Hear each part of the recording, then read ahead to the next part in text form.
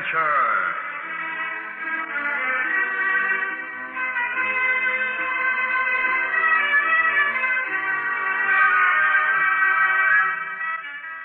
Tonight's story by Norman Partington is entitled The Magazine at Delhi.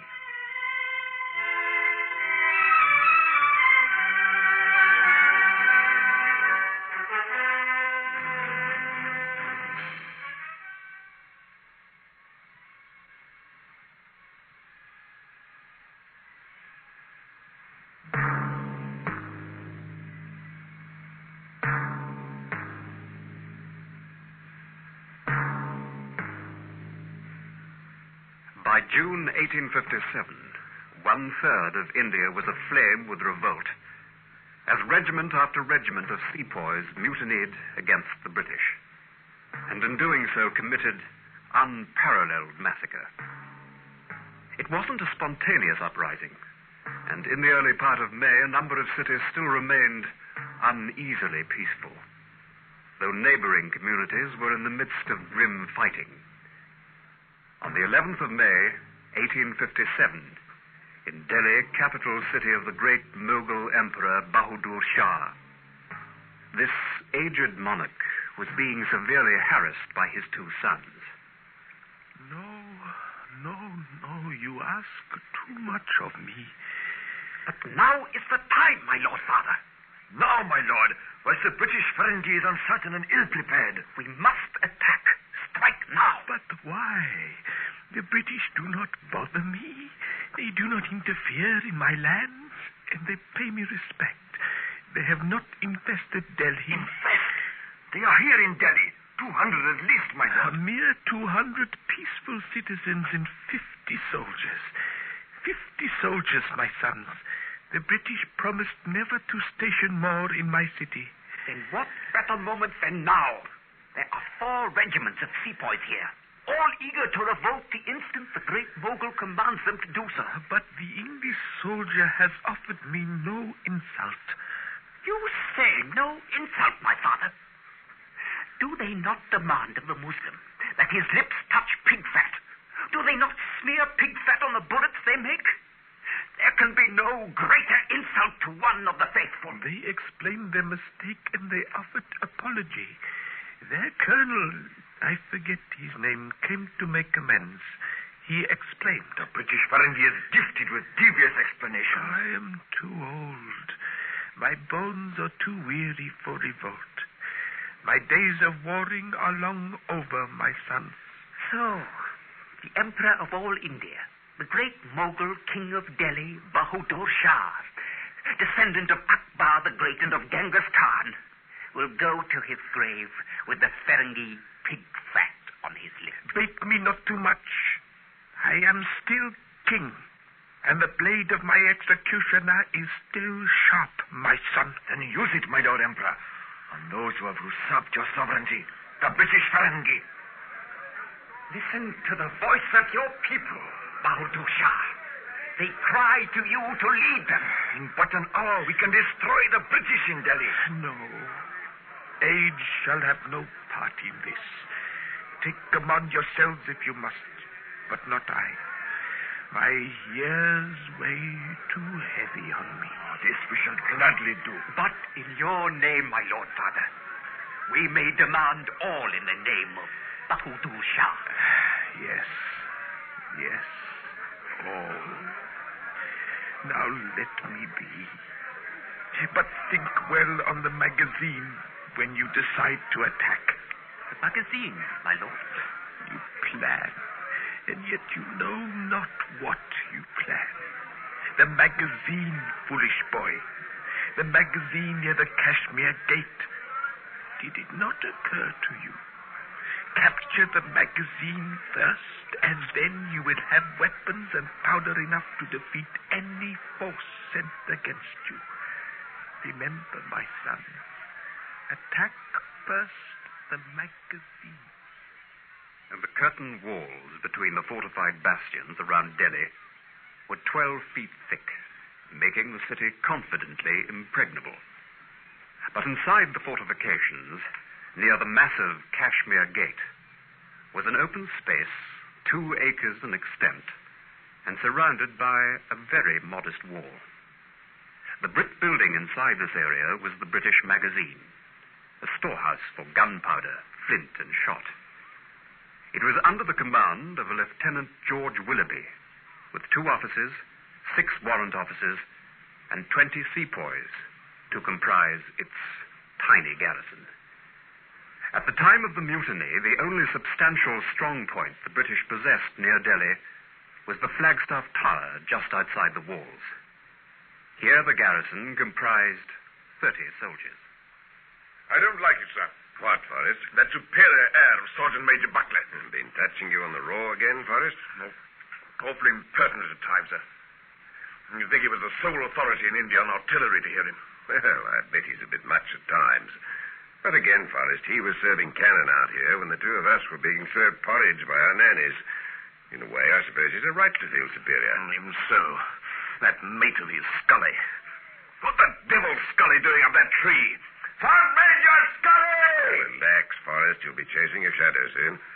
I sent him up there to see if we can get any signal from Flagstaff Tower. But Flagstaff's a quarter of a mile away, sir. He's got my telescope. Besides, I'd like to know what goes on outside the walls. Me too. The city's as quiet as a grave. Anyway, I put 6 lookouts on the walls. You don't really think there's going to be trouble, do you, sir? I don't know. It's just a feeling I have. Let's hope your feeling's just your bad digestion, sir. We've 472 barrels of gunpowder stacked in that building. And 700 Enfield rifles. Tempting lot, isn't it? Begging your pardon, sir. Yes, Sergeant Major Buckley. We're down to 6 feet of the ditch near the far wall. I reckon that's deep enough, sir. How wide is it? As wide as a grave, sir, and about twice the length. Nice and handy if the worst comes. That isn't funny, Buckley. Sorry, sir, but it's well to face the facts. This is a garrison post, Sergeant Major, not a funeral parlor. And don't let any of those ideas filter into the minds of the sepoys. Right, sir. They're jittery enough as it is. Lieutenant Willoughby, sir, if you please. Scully's getting bleeding excited, isn't he? Yes, what is it, Scully? Catch the telescope, sir, and have a look, see from the top of the wall. Large body of men moving towards the Kashmir Gate. Can you make them out, sir? I know those pennants. 4th Indian Cavalry. They're supposed to be stationed at Meerut. What the heck?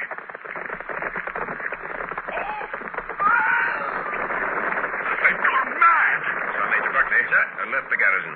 Double bar the gate and barricade it as well. Send Scully here. I wouldn't have believed it if I hadn't seen it with my own eyes. Come on, Scully, up to it. 4th Indian Cavalry, weren't they, Buckley? They were. Came galloping straight across the bridge, and when the poor bleeding guard at the Kashmir Gate calls them to halt, gets a lance straight through his chest, and then on they gallop straight into the city. Let's get this gate breached up. Come on! I think we'd better prepare for a siege, Lieutenant. A siege? If I didn't know you so well, Forrest, I'd suspect you were making a joke. Look around you. We have 1 substantial building, 2 acres of fine garden, and a wall 7 feet high. If the mob had a mind to, they could lean on that wall and it'd collapse. This is no fortress. And there'll be no siege. But surely those 4 loyal regiments of sepoys in the city are enough to control that cavalry, sir. Would you like me to ride over to their barracks? Only if you wish to commit suicide, Forrest. The very air reeks with mutiny. And as for the 4 loyal regiments, my guess is that they'll join with the cavalry rather than oppose them. The gate's secure, sir, as long as they don't push too hard. Should I issue weapons to the sepoys on the staff, sir? Yes, I think you'd better, Scully. It'll double our own firepower. When you've done that, come back here with Lieutenant Rayner, Sergeant Major Crow, Sergeant Edwards, and Stewart. Now go on, get a move on, Scully. I think that's a wise decision, sir. Issuing rifles to the sepoys at a time like this, I mean. Look, Forrest, I share all your doubts, but if we can't trust our own staff, then who the blazes are we to trust? I've soldiered with these men for years, and they've never let me down. All we can do, Forrest, is keep an eye on them, and at the first sign of any trouble with... Yeah, just listen to them, Buckley. They're beginning to warm up, all right. Yeah, but what's all that Dean they're shouting? You ever heard that before? I can hear him, Scully, and I've heard that cry many times in the past. Too many times. And I've liked it less each time. It means kill, kill. It's what they all cry out when they're embarking on a massacre. However, let's get this flaming 6-pounder into position. Put them up side by side so they can be fired in sequence. Right. Got it. Hold it there. Steady. That's it. 2 powder kegs here, Scully. Now put that round shot behind, but stack the grape shot near the end. Right. These guns are going to be serviced faster than they've ever been done in their careers afore. You're going to use sepoys, Buckley? Not likely. I want people I can trust. There's going to be just you and me and the sergeant. Hey, Buckley, that reminds me. Did you hear what Sergeant Edwards had to say? Scully, what Edwards had to say was for our ears only, not to be gossiped about the magazine. And what was that, sir? It's that newfangled telegraph machine that's been installed. According to Edwards, he was there when the message came through. The whole garrison of sepoys at Murut have mutinied. What? Close to 10,000 of them. During the night when the garrison town was asleep, the sepoys crept from their camps in the outlying districts, broke into the military prison and released all the convicts. Then went on the rampage. They broke into every house nearby and slaughtered the European occupants, women and children as well. Then put the torch to the building. Having done that, they started toward Delhi. Murat's only 40 miles away. A day and a half's march. That means the 4th Indian Cavalry Was just the advance guard of the mutineers. It looks as if Lieutenant Wilby's got some news, too. It's happened. The sepoys in Delhi have joined in with the cavalry. The Emperor Bahadur Shah has done nothing to stop them. And I suspect he's providing them with the leadership and authority they want. I hardly think the Emperor... he must have been influenced by his two sons. They hate our guts, those two.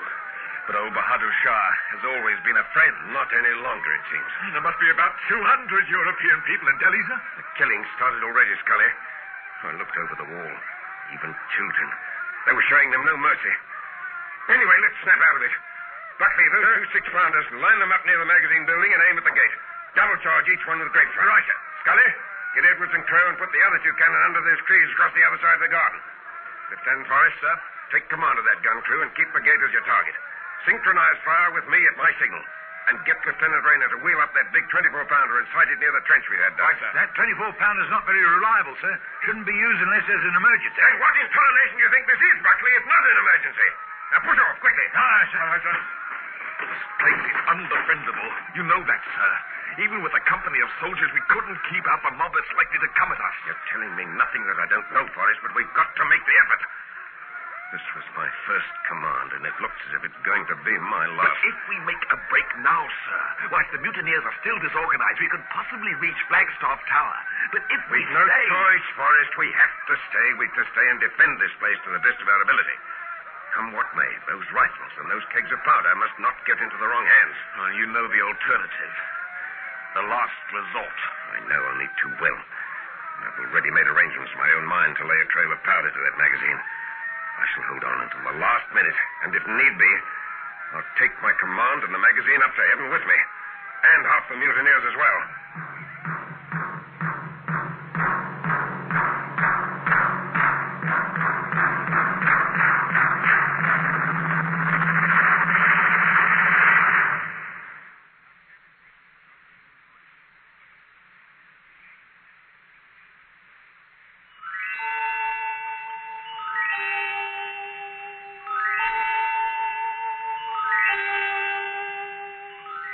There were many reasons for the mutiny of 1857, but the main one was the introduction of a new muzzle-loading rifle in which the bullet had to be bitten before insertion into the muzzle. This would have been acceptable to the sepoys had not the bullets been greased with a mixture of pig fat and cow fat, the cow being a holy creature to the Hindu, and the pig a horrifying one to the Muslim. Though the grease was changed, it was by then too late. Mutiny had begun and massacre followed. Buckley, where's Lieutenant Raynor and Sergeant Major Crow? On the wall behind the magazine, sir, with 4 sepoys. Watch what you're doing with that buckshot, Buckley. Nearly had it on my foot. What are you bothering with round shot for? It's grape shot you need for a charging enemy. Grape shots all ready. It's as well to be prepared, isn't it, sir? Pencil along, Buckley. Right, sir. Lieutenant Forrest, sir, take the far wall with 5 sepoys. Right, sir. Quick, get moving. Scully, over to your left.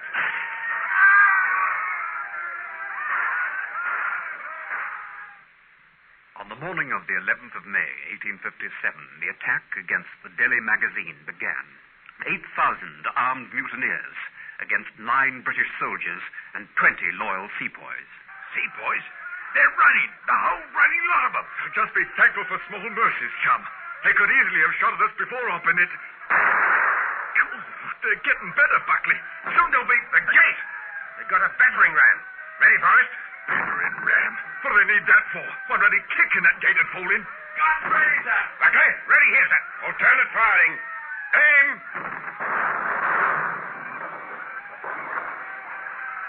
As the main gate crashed open in a storm of dust, 1,000 suns glittered on the blades of the frenzied mutineers as they jammed together in the narrow opening. Fire! One! Blimey, that grape shot cut through 'em like chopped corn. Reload. Ready with gun. 2. They're coming in again, climbing over heaps of dead bodies. Fire! 2. Number 1's ready again, sir. Yeah! Buckley! Buckley! Scurry! Fire! 1! Put a bandage on him. Buckley, can you understand me? Rear wall! They're coming over the rear wall! Rayner! Edwards! Stewart! Use your bayonets! Forrest! Fire! 1! Fire! 2! Get up, Buckley. Oh, come on, get up, mate. They ain't killed you. Fire! 1! Shut that hole in your face, Scully, and lend me a hand. Who was that? It sounded like Edward's voice. Fire! 2!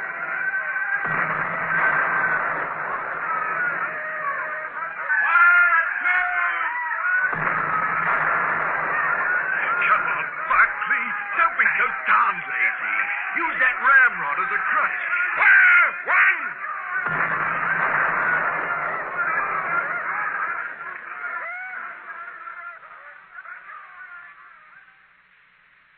The attack goes well for you, my son.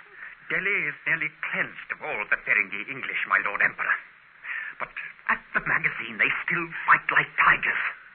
Do they not know that they are beaten? The bodies of my soldiers lie thick on the walls. Whilst at the gate, we must drag away the dead before each attack. Each time we rush, boom, and more of my men lie dead. Did I not warn you? You began this thing against my will, and you have seen but the shadow of what the consequences will be. But where is that foolhardy, impetuous brother of yours? He took his men through the streets, my lord, searching out for the Ferengi, dragging them from their fancy homes and putting them to the sword. To one such home he went. He is dead? Father, he broke open the door. The Ferengi rushed for him with sword leveled, but a spear was thrust into him. At this, his wife stooped and whipped up her husband's pistols from his belt, killed the man who held the spear, and with her second shot put a ball through my brother's mouth and out through his skull. I assure you, my father, that neither the woman nor her 2 children lived a minute longer. It is the will of Allah. Go now, my son, and leave me to my grief. Throughout the morning, and for the whole of the afternoon, in that torrid heat of summer, that handful of British soldiers fought and held off the hordes of mutineers. But the end was inevitable. That's the last of the grape shot, sir. Only a round shot now. Tell Crow to lay the powder trail. Crow's dead, sir. Half an hour ago. Edwards is gone too. Handle this gun, Buckley. I'll finish the powder trail. Scully, lead it to the trench we've dug. Start crawling for the trench, Buckley. You can't handle both cannon yourself, Lieutenant Willoughby. And you darn fool, can't run. So get moving to the trench. Only after these next 2 shots. Begging your pardon, sir. Insubordinate idiot. All right. Load the round shot. Forrest! One more sequence. Then head for the trench. Right? Right, sir. What about the... Forrest! Forrest! It's Stewart. He's been hit. Coming in, Buckley. Fire! 1. Fire! 1. Fire, damn you! Fire!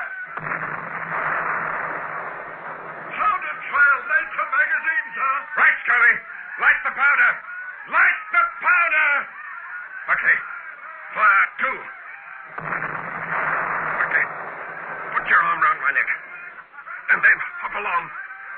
Now, ready? I were always taught never to embrace the commissioned ranks. Right, Lieutenant Willoughby. Let's get up in. Get down, sir. I see him. Light of a line there, pretended to be dead. And up he gets and tosses that spear. But he's dead now, Scully. Forrest, are they all here in the trench? All that's left of us, sir. Yes. Other three are dead.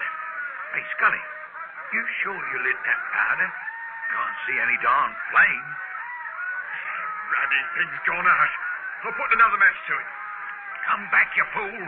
You'll be killed before you gone 5 yards if you try to cross that ground now. I'll blast the magazine with round shot.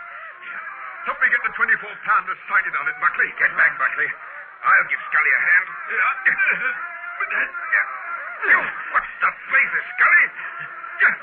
Sorry to have you back in the trench, sir, but firing the cannon is my job alone now, sir. And duck your eggs and pray!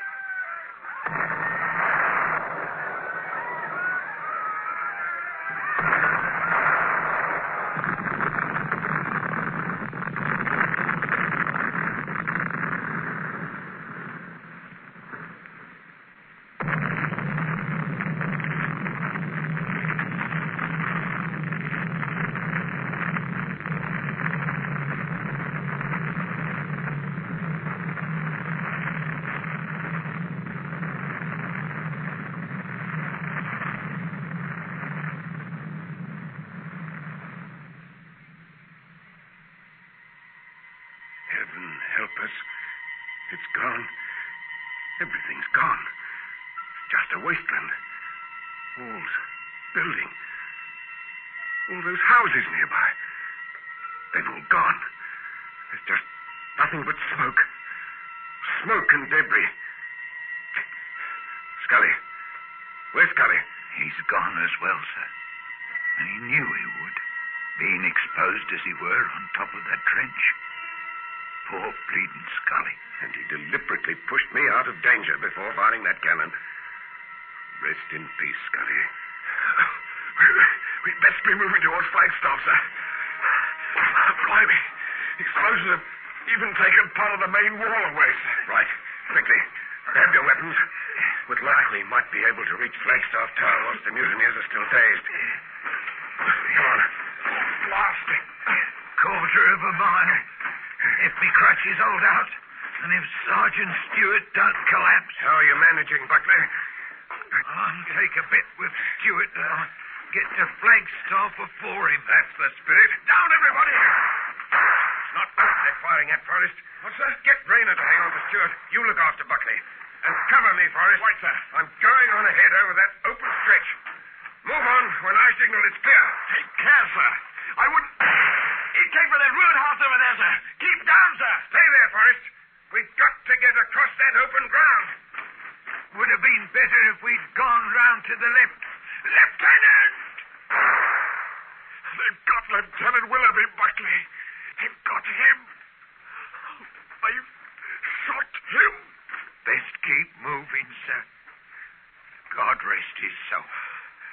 Rayner, Buckley, come on, Stewart.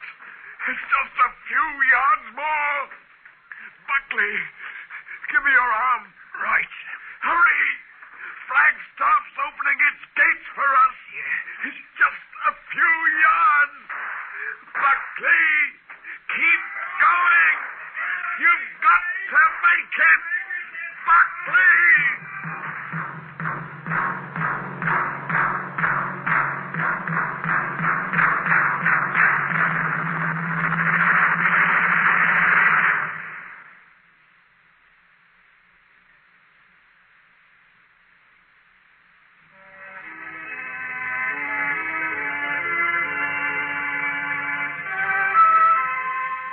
Out of the 9 soldiers who defended the Delhi magazine, 4 survived to reach the safety of Flagstaff Tower. They were Lieutenants Forrest and Rayner, the injured Sergeant Stewart, and the badly wounded Sergeant Major Buckley. Subsequently, each of the 4 heroes received the Victoria Cross, whilst the 5 courageous men who were killed were immortalized by a bronze plaque that stands to this day in Delhi, where the magazine had once been. At that time, VCs were not awarded posthumously.